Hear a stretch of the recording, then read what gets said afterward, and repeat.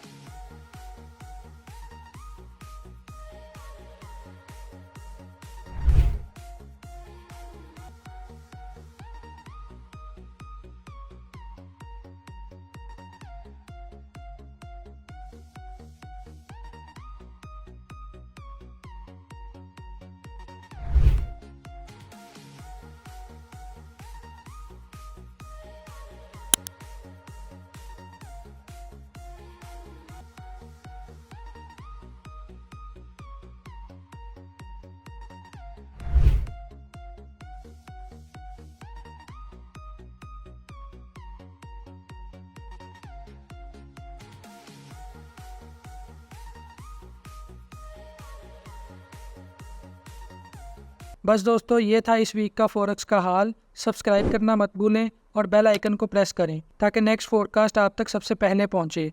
तो आप थे FX_786 के साथ द साइन ऑफ सक्सेस। अगली दफ़ा तक अपनी ट्रेडिंग स्ट्रेटजीज़ को शार्प रखना और मिलते हैं नेक्स्ट वीक। अल्लाह हाफिज़।